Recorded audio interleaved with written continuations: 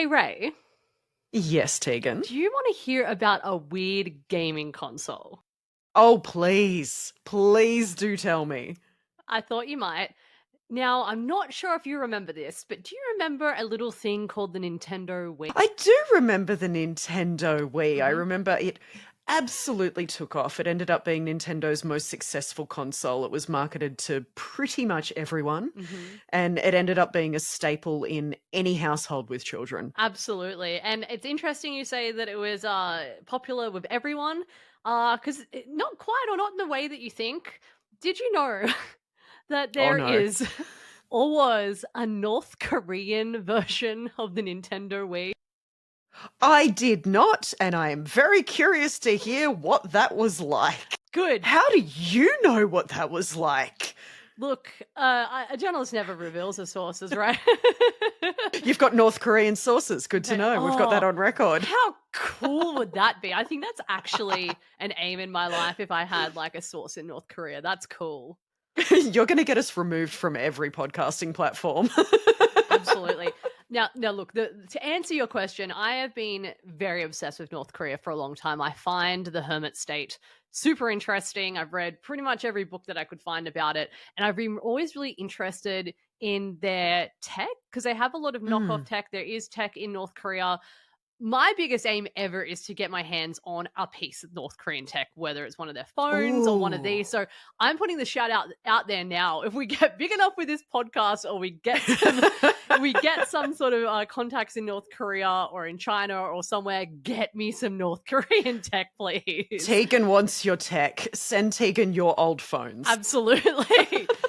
All of that to say, this is how I came across the North Korean Wii clone, which is called the Moranbong, which is after a famous hill in Pyongyang, which is the capital of North Korea. And it was developed a few years ago. I don't believe at the time of the Wii. The whole thing with North Korean tech, it's obviously always quite behind. Yeah. Not for them.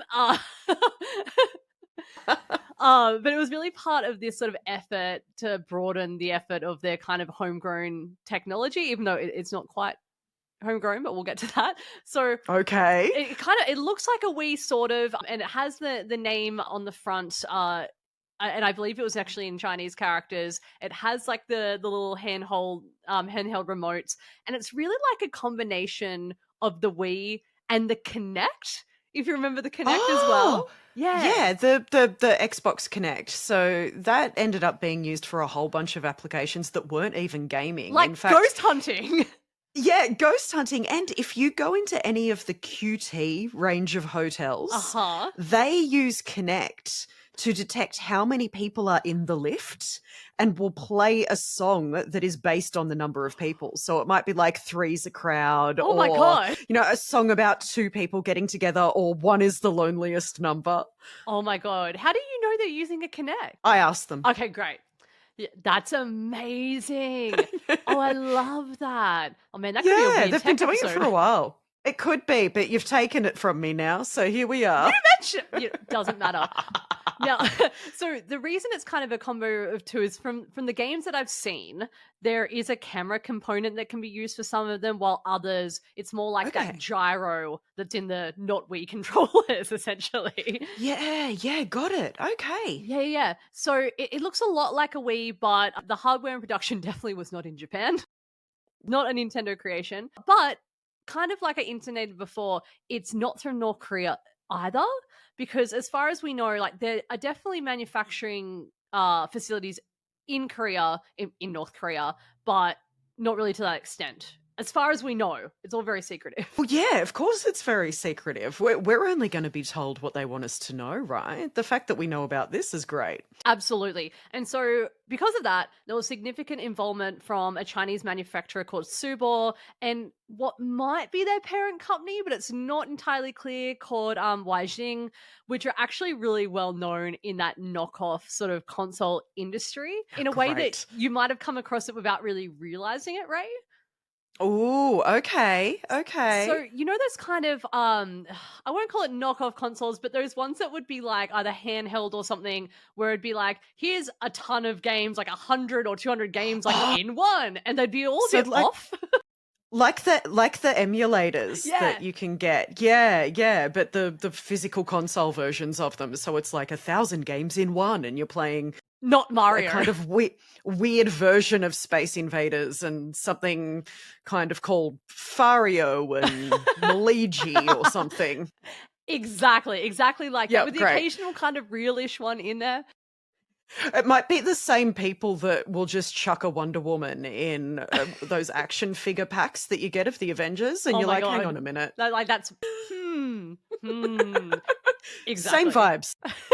That is kind of similar vibes. I like it. So these guys were allegedly involved, and that whole thing about knockoff games is certainly what you find with the Moranbong. So there's things in this console, like essentially a fruit ninja sort of thing, but you're seeing like pumpkins and carrots and strawberries. And you're using your hands because it's got the camera on you. And I saw footage of this. Linus Tech Tips did a whole episode on this, so they're just kind of using their hands to like clumsily chop like this fruit, and it runs Oh, wow. okay. It's all right. Oh, we give them 3 stars. 2 for effort, maybe. 2.5, I think, is like 2.5 a good way stars. I like So a half star potential moment. to develop a cult following then, based on how bad it is. I think because of the North Korean aspect as well, like absolutely. With people like me who are freaks. But because obviously there's this Wii element as well, there was a lot of those vibes with some of the games that I saw. So you've got like not Wii bowling that's a bit janky. Great. Where like if you just approach it for a certain angle, you're always going to get a strike, essentially. Well, yeah, I was going to ask, are the games kind of rigged in a way that makes you better at them? Because just Rigged- you know, from what we know about what North Korea tells us about itself, they're all really great at everything, and they're all really happy and healthy. So Hey, it's you know. all about rule following and rule abiding, Ray. And I think that I wouldn't necessarily call it rigged. I think it would be more just like a design flaw that once you figure it out, you just know how to win. Amazing. Or it's a feature, Love it. depending on how you look It's a at it. feature. It's a feature. So other It's games, a hack. It's a hack, exactly, much like this console. So some of the other games that were in there was like a curling game, and No. darts as well. So that there was Curling, like that Olympic sport that is it the Canadians that do it? Canadians I'm assuming love it. Canadians. absolutely correct. Curling. So it's the one where they basically use a broom to sweep the ice and then like make a little puck go faster, right? That's exactly the way that it is described by international standards. Absolutely. If you check the wiki. Oh my God, someone please go and update the wiki with that. Oh, great. Now, there is something sad about this, Ray. Oh no. Is Is that- it to do with being in North Korea? Weirdly, no. Oh, great. Okay. All right. But it is that this console may not have actually seen the light of day. It exists, like for example, in Linus Tech Tips, they Ah. got their hands on one, but it's unclear if it was ever like mass distributed in North Korea. And the reason for Right. that is because of COVID ruining the party for everyone, even the No. North Koreans. I know. So the North Koreans couldn't get their rip-off Wii because of COVID. Pretty much. Like, The chip shortage extended Yes. to there. the chip shortage also hit North Korea. Supply chain issues in North Korea. for their rip-off Wii. Great. Yes, Excellent. exactly. Will this pandemic stop at nothing to take from people? Will the dystopian decline of tech end? Yeah, no, apparently not. But I didn't want to end this on a downer, Ray, so I did Thank want to you. give you another bonus North Korean game fact if you're ready to hear it. Absolutely. So it's the Moranbong is not the only console that's ever been developed for North Korea. There have been other ones, but more importantly, there was an actual game that was commissioned out of North Korea.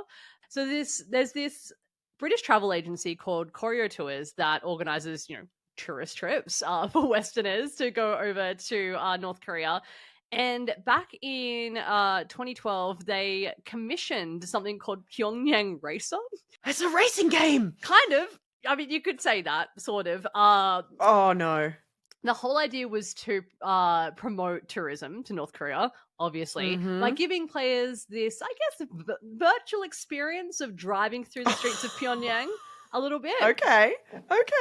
The The problem is, though, and you would think with a name like Pyongyang Racing that it would be a race game, right? Like you Correct. said, that not really. So basically, in the footage that I've seen, you drive a car through these very empty streets of Pyongyang, which, to be fair, is, you know, actually accurate because there's not a ton of like cars on those streets, but they're really deserted. And you basically, the whole aim is to carefully obey the traffic rules.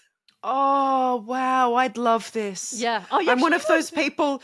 I'm one of those people that tried to follow all the traffic rules in Grand Theft Auto just to see if I could. It's virtually impossible. It's very difficult. So you might do better here. You do have to go and like try and like run into what looks like barrels of oil. That might be wrong, but to collect points, I think.